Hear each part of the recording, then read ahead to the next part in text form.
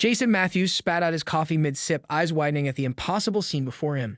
There in his meticulously maintained swimming pool, the one he'd spent 3 weekends installing and another 2 perfecting, were at least a dozen sleek, snake-like creatures cutting through the water with unnervingly graceful movements. What the actual hell? Jason muttered, setting his now-forgotten coffee mug on the patio table with a sharp clank. These weren't garden snakes. These were honest-to-God eels. Foot-long, slippery creatures that had no business being in his suburban backyard in Phoenix, Arizona. As Jason frantically searched for his pool net, his phone buzzed. A text from his girlfriend, Leah. Still on for dinner tonight. He snapped a quick photo of the eel-infested pool and sent it with the caption, "Slight problem at home. You're not going to believe this." 3 seconds later, his phone rang. "Please tell me that's some weird filter," Leah said without preamble. "I wish. This is the 3rd incident this month. First green dye, then someone dumped all their yard waste in overnight, and now live animals." Jason's voice cracked with frustration as he began the disgusting task of fishing out the creatures. From over the fence came a deliberate throat clearing. Jason turned to see his retired neighbor Ted's head poking above the cedar planks, his usual morning entertainment apparently upgraded from crossword puzzles to whatever reality show was unfolding in Jason's backyard. "Third time's a pattern, son," Ted observed sagely, taking a slow sip from his own coffee mug. "You made an enemy." Jason grimaced as one of the eels slipped through his net. "Any suspects, Detective Ted?" Ted's weathered face split into a knowing smile. "Happened right after you shot down that battle axe Meredith's pool proposal at the HOA meeting, didn't it? The one where she called your new pool an abhorrent aesthetic aberration?" Jason froze mid-scoop, a particularly large eel taking advantage of his distraction to escape. The timing was suspicious, and Meredith Davenport had practically vibrated with rage when the board had sided with Jason. "You don't think she'd actually—" Jason began. Ted raised his eyebrows and disappeared behind the fence, calling over his shoulder. "Cameras are on sale at Costco this week. Just saying." The Pine Ridge Estates Community Center buzzed with a particular energy that only emerges when property values are threatened. Jason slipped into the monthly HOA meeting 5 minutes late, earning a glare from Meredith Davenport that could have stripped paint. At 58, Meredith was a formidable figure. Platinum blonde bob cut with military precision, tennis-toned arms, and a permanent expression suggesting she just detected a foul odor. As HOA vice president, she wielded the community bylaws like a weapon, having memorized all 342 pages, including footnotes. "Which brings us to the visual pollution issue," Meredith was saying as Jason took the last empty seat. "I've documented 17 above-ground pools installed in the last year alone. Property values in comparable communities without such eyesores are up 12% compared to our measly 8. Jason checked his watch. 7 minutes into the meeting and she was already on her crusade. "I move that we amend Bylaw 47.3 to prohibit all above-ground recreational water features effective immediately, with existing structures to be removed within 30 days, Meredith continued, sliding a stack of color-printed photos across the table. Jason recognized his own backyard among them. "These photos were taken from the street?" asked Thomas Wilson, a mild-mannered HOA president who perpetually looked like he'd rather be anywhere else. "Of course," Meredith responded quickly, too quickly. "That's impossible," Jason interrupted, pulling out his phone. He pulled up his own photos. "My pool isn't visible from any public area. The only way to get this angle would be from inside my property or by using a drone, both of which would be trespassing." The room fell silent as the board examined the evidence. Meredith's complexion shifted from cream to crimson. "Furthermore," Jason continued, emboldened, "the existing bylaws explicitly permit above-ground pools provided they meet the setback requirements, which mine does. I had it approved by this very board 3 months ago." Meredith's pen snapped in her grip, sending blue ink spattering across her immaculate white blouse. This aesthetic travesty is destroying our community's character," she sputtered, dabbing ineffectually at the spreading stain. The vote that followed was close, -7 to 6, but Meredith's amendment failed. As the meeting adjourned, she shouldered past Jason at the door. "Enjoy your tacky little pool while you can," she hissed, her voice dripping with venom. "Things have a way of happening to people who don't understand community standards." Walking to his car afterward, Jason noticed something disturbing. Meredith's trunk was open as she loaded her meeting materials, and inside was what appeared to be fishing equipment. In Phoenix, in a neighborhood with no natural bodies of water within 20 miles. Jason pulled out his phone and discreetly snapped a photo of the trunk's contents. Sure enough, there was a large fishing net, several buckets, and what looked like a portable aerator. Equipment typically used for transporting live fish or other aquatic creatures. "Planning on going fishing, Meredith?" Jason called out, unable to resist. She slammed the trunk shut with such force that her Mercedes rocked on its suspension. Wildlife conservation, she replied with a tight smile. I volunteer at the Desert Preservation Society. We're relocating endangered desert pupfish this weekend. Before Jason could respond, Thomas Wilson emerged from the community center and approached them, clutching his ever-present leather portfolio. Oh good, you're both still here. Meredith, I wanted to discuss those compliance reports you mentioned. And Jason, I wanted to thank you for bringing up that point about the approved pools. The board sometimes needs reminding of its own decisions. You're being paranoid, Leah insisted the next evening, watching as Jason installed the fourth weather-resistant camera at the southeast corner of his property. There's no way a respectable adult woman would dump live animals into someone's pool out of spite. Jason tightened the final screw and climbed down the ladder. Tell that to the Eels, and the $50 worth of chemicals I had to use to reset the peak balance after fishing them out. Leah handed him a cold beer as they surveyed the now-completed security perimeter. Where did she even get eels in the desert? Amazon sells everything, Jason replied darkly. I checked. He pulled out his phone and opened the security app, which now showed 4 different angles of his yard in crisp high definition.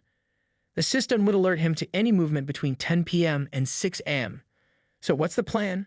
Stay up all night waiting to catch her in the act? Leah asked. Jason shook his head. Better. I took the week off. I'm working from home and setting up a command center in the spare bedroom. It overlooks the backyard. He pointed to the upstairs window. Perfect vantage point. Leah's expression was a mixture of concern and amusement. You're enjoying this a little too much. You're like a suburban Batman. If that makes Meredith the Joker, it fits. Have you seen her lipstick? Jason quipped, but his smile faded quickly. Seriously, though, it's not just about the pool anymore. Who puts live animals in chlorinated water? It's cruel. Later that night, after Leah had gone home, Jason sat in his newly established command center, a desk positioned by the window, equipped with his laptop, an extra monitor displaying the security feeds, and a mini fridge stocked with energy drinks and snacks. Come on, Meredith, he whispered to the empty night. Show me what you've got. Jason leaned back in his chair, replaying his conversation with Thomas Wilson from the previous evening. The HOA president had been surprisingly candid once he was inside Jason's house. Meredith's ex-husband, Gerald, lived in your house before you, Thomas had explained, accepting the coffee Leah offered. He installed that pool for their grandchildren. When they divorced 3 years ago, he sold the house to move in with, well, let's just say a significantly younger woman. And let me guess, Jason had said. Meredith had to drive past her old house and the pool she once loved every day. Thomas had nodded. She used to host the neighborhood's 4th of July pool parties. They were legendary. After the divorce, she channeled all that humiliation into HOA enforcement. I tried to rein her in, but he shrugged helplessly. Now, watching the security feeds, Jason felt a twinge of sympathy for Meredith. Divorce could be brutal. Still, it didn't justify vandalism or animal cruelty. His phone buzzed with a text from Leah. Caught any supervillains yet? 3 nights of surveillance yielded nothing but footage of neighborhood cats trespassing and a particularly ambitious raccoon attempting to open the pool gate. By the 4th night, Jason was beginning to question his sanity and his vacation days. Maybe she's been scared off, Leah suggested during their afternoon call. The police report might have done the trick. I don't think so, Jason replied, staring at his security monitors while balancing his laptop for a work video meeting. According to Aquaworld, she's picking up her special order of eels today. Why buy them if she's given up? Fair point. Need me to come over tonight? I'm off shift. Jason hesitated. Honestly, yes, but I'd rather you didn't. If she shows up and things get ugly, you think she might get violent? Jason, that's even more reason for backup. He thought about how quickly the situation had escalated with the police. Let me handle it tonight. If nothing happens, we can tag team tomorrow. After hanging up, Jason made final preparations. He reinforced the cut portion of the fence with heavy gauge wire and installed motion-activated floodlights that would illuminate his entire yard at the first sign of movement. The new cameras provided coverage of every possible entry point with no blind spots. At 7 p.m., his phone buzzed with a text from Diane at Aquaworld. Your friend just picked up her order, 18 freshwater eels. Pay cash. Seem in a hurry. Jason's adrenaline spiked. Tonight was definitely the night. He messaged Thomas Wilson. Meredith just bought more eels. She'll likely make her move tonight. I'm ready. Thomas' reply came quickly. Be careful. I've known Meredith for years and she's never been this obsessive. Do you want me to try talking to her? Too late for that, Jason typed back. But stay by your phone. I might need a witness. As darkness fell, Jason took his position at the upstairs window. He prepared differently tonight. No energy drinks, just water and a turkey sandwich. He needed to be alert, not jittery. At 11:42 p.m., his first alert chimed softly. Motion detected at the corner of Saguaro Lane and Desert Willow Drive, a block from his house. Jason checked the feed from the camera he discreetly mounted on his mailbox. A familiar Mercedes SUV cruised past his house, headlights off, moving at a crawl. Reconnaissance, Jason muttered, tracking the vehicle's progress. The SUV circled the block twice before parking 3 houses down, partially obscured by a large oleander bush. At 12:17 a.m., his phone buzzed again. Movement at his property line. Jason switched to the backyard cameras and saw nothing at first. Then a shadow moved, not at the fence where he expected, but at the far corner of his yard where his property met Ted's. A tall figure was scaling the adjoining fence with practiced ease. Changing tactics, Jason whispered, impressed despite himself. Meredith was clearly more determined and agile than he'd given her credit for. He watched as she landed with a soft thud on his side of the fence, straightened, and looked directly at the camera he'd installed after her last break-in. Meredith's lips curved into a knowing smile. She reached into her pocket, pulled out a small spray can, and calmly covered the camera lens. "Play it again," attorney Sarah Lynn requested, stylus poised over her tablet. The audio cuts out after she mentions consequences. Jason tapped the screen, and they watched the security footage for the 4th time. The cameras had captured everything, including the parts his phone missed after Meredith's surprise attack. "That's assault," Sarah remarked, making another note. "And we have clear footage of trespassing, vandalism, and animal cruelty. The DA could press charges on multiple counts." They sat in Sarah's office the next morning, surrounded by glass walls overlooking downtown Phoenix. Jason shifted uncomfortably in his chair, still sore from his fall. "I don't necessarily want her arrested," he admitted. "I just want her to stop, pay for the damages, and maybe get some help. She's clearly not stable." Sarah raised an eyebrow. "That's remarkably generous considering she's cost you," she glanced at her notes, "over $2,000 in pool maintenance and repair." Jason shrugged. "She mentioned her house appraisal dropping. Maybe she's having financial issues." "That's not your problem," Sarah replied briskly. "But we can approach this strategically. Sometimes the threat of legal action is more effective than the action itself." She tapped her tablet. "Here's what I suggest." 2 hours later, Jason left with a detailed plan and 2 letters drafted by Sarah, one for Meredith and one for the HOA board. As he drove home, his phone rang through the car speakers. "Hey, Ted," Jason answered, surprised to hear from his neighbor. "You caught her yet?" Ted asked without preamble. "How did you?" "Small neighborhood, big windows. I saw the lights last night. Didn't want to interfere with your sting operation." Jason couldn't help but laugh. "You could have called the police." "And missed the finale?" "No way." There was a pause. "Listen, there's something you should know about Meredith. Her ex-husband was on the board before the divorce 3 years ago. He took everything in the settlement except the house, then immediately moved in with his 20-something girlfriend just 2 streets over. That's rough. But in the exact model home that has the pool she's been trying to ban," Ted finished.